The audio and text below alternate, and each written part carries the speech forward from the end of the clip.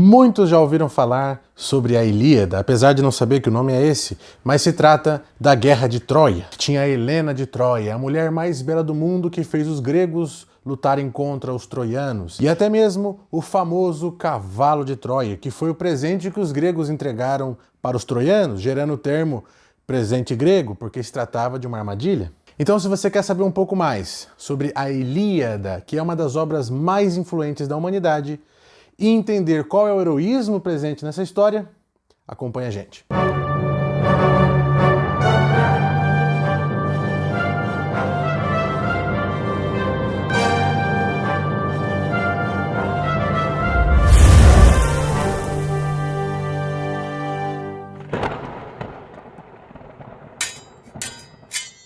Bem-vindos ao Cultura Heróica, onde nosso objetivo é cultivar o heroísmo. E se você gosta de histórias de heróis e heroínas, já se inscreve no canal e acione o sininho para não perder nenhum vídeo que traremos no futuro. Uma das histórias mais importantes da humanidade é a Ilíada. Do grego antigo significa de Ílio, ou sobre Ílio, que é o nome original de Troia. Troia é a cidade que é atacada pelos gregos numa guerra que durou 10 anos. Mas antes de entrarmos aí na história da Ilíada, eu queria deixar bem claro que na Ilíada, no livro famoso de Homero, ele não conta muitas coisas que a gente conhece da guerra. Por exemplo, o cavalo de Troia, que foi o presente que os gregos deram para os troianos no final da guerra, que fez com que os gregos vencessem definitivamente a guerra, porque era uma armadilha.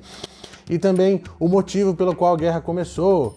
Não está na Ilíada. Ou seja, a Ilíada não conta nem como a guerra começou e muito menos como acabou. Mas se a Ilíada não conta como a guerra começou, a não ser em citações bem rápidas, e também não fala qual é o final da guerra, o que conta a Ilíada afinal? A Ilíada conta o momento mais decisivo da guerra. E apesar de falar sobre vários heróis, sobre vários momentos heróicos da batalha de grandes homens, o ponto central da Ilíada é um duelo entre dois grandes guerreiros de cada exército. O duelo entre Heitor, o príncipe de Troia, o domador de cavalos, o maior guerreiro de Troia, e Aquiles, dos pés ligeiros, o semideus, invencível, o maior guerreiro entre os gregos, os aqueus. Acompanhe agora a história da Ilíada.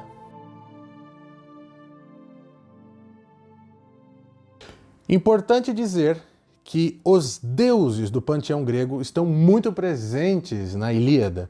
Tanto é que eles fazem uma diferença decisiva. Inclusive, são eles que causam a guerra. As deusas Hera, Atena e Afrodite chegaram para Zeus e perguntaram qual delas era a mais poderosa. E Zeus disse que não poderia ser juiz nessa disputa e recomendou que elas chamassem Paris, que era o mais belo dos homens, para responder essa pergunta a elas. Paris, o príncipe de Troia, recebe 3 opções das deusas. Hera oferece a ele o poder sobre todos os homens. Atena oferece a ele a sabedoria dos deuses. E Afrodite, a deusa do amor e da beleza, oferece a ele o amor da mulher mais bela. E Paris, como nós já sabemos, escolhe o amor da mulher mais bela. E qual era a mulher mais bela do mundo nesse momento? Era a semideusa filha de Zeus, com a antiga rainha de Esparta, Helena. Helena é descrita pelos grandes aedos como não só uma mulher bela fisicamente, mas também com muita doçura, virtude e uma firmeza comum às espartanas. E Helena escolheu como seu esposo Menelau, que se tornou o rei de Esparta, e ele era irmão de Agamenon, que era o rei de toda a Grécia. Mesmo sabendo que Helena estava casada, Paris foi até lá e quando encontrou Helena, já se apaixonou por ela e ela já se apaixonou por ele, como havia prometido a Afrodite, e então ele rapta Helena e leva ela para Troia. Como todos os reis da Grécia tinham se comprometido em proteger a união de Menelau com Helena, todos eles se uniram e partiram para Troia sob o comando de Agamenon, que era o rei de toda a Grécia. E assim inicia a guerra do ataque dos gregos nos muros, nas muralhas de Troia. Nessa guerra, como já mencionei, foram apresentados heróis fantásticos e também vale ressaltar que os deuses estavam participando dessa guerra. Sendo assim, se tornou uma batalha fantástica, com grandes homens apoiados por forças divinas que brilhavam no campo de batalha. Aquiles era o filho da deusa Tétis, e isso fazia dele um semideus. Quando jovem, a sua mãe, a deusa, lhe ofereceu 2 caminhos. Se ele queria ter uma vida longa e cheia de riqueza e conforto, com uma esposa e filhos que o amariam, netos que o olhariam com respeito, e todos se lembrariam dele. Mas na geração seguinte, seu nome seria esquecido e ninguém mais saberia quem foi Aquiles. Ou, abraçando a condição divina de Aquiles, escolheria o caminho da glória. A vida seria curta e muito dolorosa, mas o seu nome seria lembrado por toda a eternidade. Bom, vocês devem imaginar qual foi a resposta de Aquiles, né? Afinal, faz 3.000 anos que aconteceu essa história e ainda estamos falando o nome Aquiles. Mas enfim, a resposta de Aquiles foi: das coisas raras de que tenho ciência, sempre estranhei terem os homens medo. Embora saibam que a morte, um fim a todos necessário, vem quando vem. Se posso eu escolher quando virá, pouco me importa o conforto e a ternura. Eu nasci para morrer na guerra, imortalizando meu nome e tomando meu lugar junto aos divinos. Por ter essa condição divina, Aquiles carregava dentro dele a ira, a vontade dos deuses. E isso é tão especial que quando ele despertava essa ira, despertava essa vontade, ele vencia até deuses em batalha. Mas um dos grandes heroísmos de Aquiles é justamente o poder que ele tem de poder controlar, de poder sustentar essa ira, essa vontade divina que ele possuía. Há uma cena muito especial na Ilíada, em que quando Aquiles é desonrado por Agamenon, Aquiles fica com tanta raiva, com tanta cólera, que ele já pensa em sacar a espada e cortar a cabeça de Agamenon e já sair em luta com todo mundo ali. E nesse momento, com uma graciosidade muito grande, surge a deusa Atena. E ela coloca a mão dela sobre a mão de Aquiles, segurando a espada, e ele percebe que somente ele via ela, como se o tempo parasse. E ele pergunta: ó nobre Atena, filha de Zeus, o que fazes aqui? E ela responde que tinha vindo justamente para acalmar a cólera de Aquiles. A graciosidade de Atena foi tão grande que Aquiles obedeceu prontamente. Mesmo assim, por causa dessa desonra, Aquiles se retira da guerra. E os gregos começaram a perder a batalha, porque não havia mais, liderando eles, o seu maior guerreiro, Aquiles. Vendo que os gregos começaram a perder a guerra, Patroclo, o discípulo amado de Aquiles, ele rouba a armadura de Aquiles, veste ela e, fingindo ser Aquiles, vai para o campo de batalha para conduzir os gregos. Os gregos ficaram entusiasmados, viram que Aquiles tinha retornado e começaram a lutar. Mas do lado troiano, Heitor, o maior guerreiro entre eles, já estava há tempo procurando Aquiles. E no momento em que ele encontra Aquiles no campo de batalha, ele luta contra Aquiles e mata. Mas ele percebe tarde demais que não era Aquiles, era Patroclo. Quando Aquiles fica sabendo da morte de Patroclo, seu amado discípulo, Aquiles já não consegue mais conter a sua ira e ele solta ela no campo de batalha. E ele mata tantos troianos, mas tantos troianos, que os corpos dos troianos que ele mata sufoca um rio. E isso enfurece o deus do rio, Escamandro, que se faz presente na frente de Aquiles e enfrenta Aquiles. Só que ele não sabia que era Aquiles despertado, a sua ira divina. Aquiles passa por cima do deus e o deus apanha também e tem que ser salvo. Nesse momento, Zeus, o deus dos deuses, tem que intervir, porque senão Aquiles teria saqueado sozinho Troia inteira. E como na visão de Zeus ainda não era o momento de cair Troia, Zeus teve que ir lá se fazer presente para conter a ira de Aquiles. Ou seja, o poder de Aquiles era tão grande, mas tão grande, que podia desafiar o destino definido pelos deuses. Do outro lado, apesar de Heitor pegar a armadura de Aquiles, deixar o corpo de Patroclo desnudo no campo de batalha e exibir a armadura por toda Troia, Heitor se arrependia de ter matado Patroclo. Não era sua intenção matar alguém tão jovem. Heitor era um homem muito diferente de Aquiles. Era o filho mais velho, primogênito do rei Príamo de Troia. E depois que o rei Príamo decidiu que Helena ficaria lá e que eles defenderiam Helena, porque era o que ela queria, Heitor, mesmo discordando porque saberia dos problemas que isso traria, ele vai e lidera as defesas de Troia.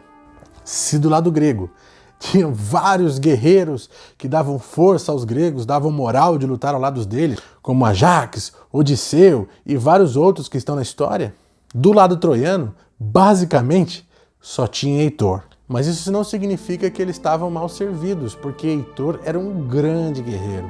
E quando Heitor estava na batalha, normalmente com Apolo ou Ares dando a força a ele, os troianos se inspiravam e lutavam 2 vezes mais. Basicamente, todas as vezes que Heitor estava no campo de batalha, as vitórias eram dos troianos. Um dos momentos da Ilíada que mostra o caráter de Heitor é a sua luta contra Ajax, que era o segundo mais forte entre os gregos. No momento em que Heitor vê no campo de batalha aquele gigante que era Ajax, vencendo vários troianos, Heitor o desafia para um duelo, que Ajax aceita. E eles acabaram lutando pelo dia inteiro. Quando começou a anoitecer e ambos perceberam que não haveria vencedor porque eles eram tão iguais, Heitor para o combate e elogia Ajax, dizendo que ele estava tão honrado em ter lutado com Ajax que ele gostaria de presenteá-lo com a sua própria espada. Heitor dá a sua espada de presente para Ajax e honra um combate tão igual que Heitor tinha participado. Ajax, que pensava o mesmo, deu seu cinto de ouro em retribuição e Heitor então pede que Ajax vá em paz para casa e eles cessam a guerra naquele dia, só voltando no dia seguinte. Depois de ter matado Patroclo e sabendo que Aquiles estava procurando Heitor no meio do exército feito louco, matando todo mundo, Heitor decide ir até lá encarar Aquiles, mesmo sabendo que ele não estava à altura do semideus. A sua esposa Andrômaca não suporta ver ele voltando para a batalha. Quando ela percebe que ele está indo lá enfrentar Aquiles, ela diz: "Tua coragem te perde, cruel. Não tem piedade do teu filho, ou de mim. Desdita que ficará viúva cedo quando morreres pela mão do grego. És o príncipe de Troia. É teu direito permanecer protegido por trás das muralhas e não precisas lutar. Sabes que os gregos procuram por ti na batalha, pois és dos troianos o maior guerreiro." Quando Heitor vê sua esposa desfalecendo na sua frente, ele levanta ela, tira os cabelos do seu rosto, limpa as lágrimas dela e com muito carinho diz: "Tudo isso, esposa, também me preocupa. Mas quanta vergonha dos outros homens e de todos os troianos eu sentiria se infame fugisse às batalhas cruéis. Isso o meu peito proíbe, ensinando-me a ser valoroso e a combater sempre à frente dos fortes guerreiros de Troia. O coração claramente me diz e a razão me confirma. Dia virá em que Troia sagrada será destruída e pode ter certeza que, se for necessário que eu morra, mostrarei a eles de que sangue é feito os troianos. Nós somos descendentes de Apolo e a face que mostrarei a eles no momento de minha morte será para dar-lhes certeza de que eu os esperarei no pós-vida." Mesmo sabendo da sua morte eminente, Heitor parte para encarar Aquiles. E quando Heitor entra no campo de batalha, pouco tempo depois ele já encontra Aquiles. E Aquiles, em fúria, quando vê Heitor, já arremessa sua lança em direção a ele. Protegendo Heitor, como de costume, Apolo desvia a lança de Aquiles, acertando o chão. A deusa Atena pega a lança de Aquiles e devolve na mão do grego. E ele vai com toda a fúria para cima de Heitor, e Heitor vai desviando dos golpes de Aquiles, e no momento em que Heitor cai no chão, já quase vencido por Aquiles, Febo Apolo pega Heitor e o leva para longe de Aquiles, salvando a vida de Heitor. Os troianos, quando perceberam que não ia dar conta de lutar contra aquele poder divino que era Aquiles, eles começaram a sair correndo e recuaram pelas muralhas, porque Aquiles sozinho estava destruindo todo o exército. E todos entraram e fecharam a muralha. Mas Heitor não entrou. Heitor decidiu ficar para encarar sozinho a Aquiles. Diz a Aquiles: Se o seu destino for matar-me, que os deuses permitam que a tua lança entre em meu peito. Mas primeiro, porém, resguarda-te, pois da minha lança a ponta também fura, e eu anseio, até o cabo, enterrar-te no corpo. Para os troianos a guerra ficaria bem mais suportável se tu não estivesses mais nela. E então, quando Aquiles estava chegando em direção a Heitor, Heitor arremessa sua lança, que é certeira, e acerta o escudo de Aquiles. Heitor então percebe quando Aquiles está chegando que não era só Aquiles. Além de Aquiles estar despertado aquela ira divina dele, estava vindo Atena junto. Percebe que ele teria que estar enfrentando agora não só um semideus, mas também uma deusa junto.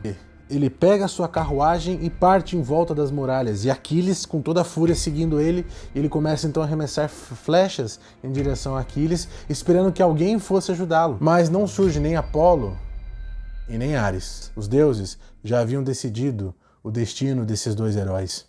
A própria Atena se disfarça de Deífobo, o irmão de Heitor, e fica do lado de Heitor e aparece: "Ei, irmão, vim aqui ajudar-te, Heitor, graças." Achava que teria que enfrentar os dois sozinhos? Então vamos lá.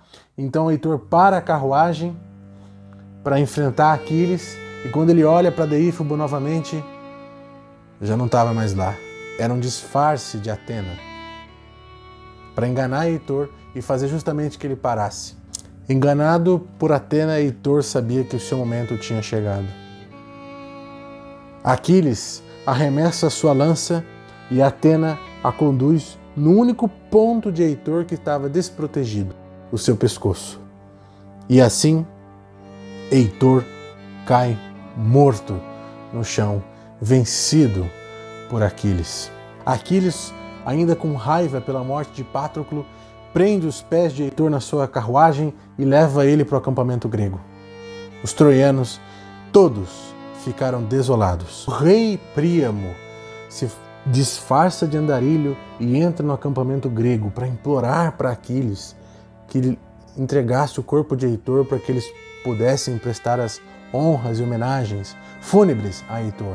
Aquiles se recusa, dizendo que Heitor tinha deixado o seu discípulo Patroclo nu no campo de batalha e que por isso ele não merecia nenhuma honra fúnebre. Príamo, num dos seus momentos mais sábios, ensina a Aquiles que a grandeza dele era justamente ter não só com o seu poder divino vencido todo o exército troiano sozinho, como também ter desolado toda a Troia vencendo o seu maior guerreiro. Aquiles reconhece que essa guerra já tinha trazido muita dor a ambos os lados e que então deveriam passar 12 dias de luto.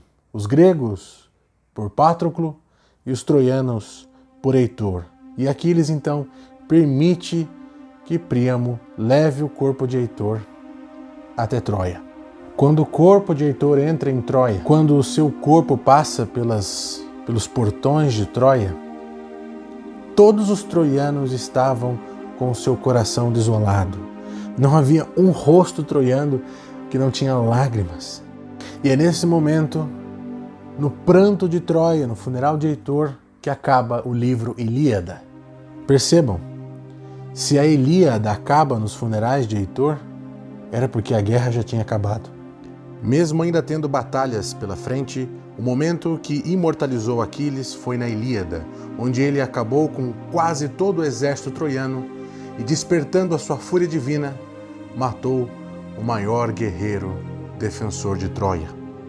E junto com ele, Heitor, conhecido como um bom pai, um bom marido, um príncipe bondoso e o maior defensor de Troia, que depois de ter enfrentado vários guerreiros gregos, se machucando, ainda juntou seus últimos esforços e seu punho de coragem para enfrentar um semideus desperto no campo de batalha no final de sua vida, entrando também para a eternidade junto a Aquiles. Ambos nos ensinam como lidar com a vida, porque afinal de contas, querendo ou não, a nossa vida vai ter batalhas, vai ter guerras. E podemos ver que nem Aquiles, decidir já no começo, eu quero ir para a batalha como um herói, eu vou enfrentar tudo isso, porque sim, vou que vou. Ou a gente vai ter que ir igual Heitor, que a batalha vem até nós, e para defender aquilo que amamos, aquilo que mais prezamos, temos que ir enfrentar também. Se você quiser comprar o livro Ilíada e ler as próprias palavras do poeta Homero, Tem o link aqui na descrição que você também já ajuda o canal comprando por esse link. Esse foi nosso vídeo de hoje e se você gostou desse vídeo, por favor, deixe o seu like para ajudar a gente a crescer aqui, já que esse canal é novo. E se você tiver um amigo que escolheria ter uma vida curta, dolorosa, mas cheia de glória e de heroísmo, compartilhe esse vídeo com ele para que ele se inspire na história de Aquiles. E por isso lembrem-se, ser herói é uma escolha, assim como fez Aquiles. Até a próxima!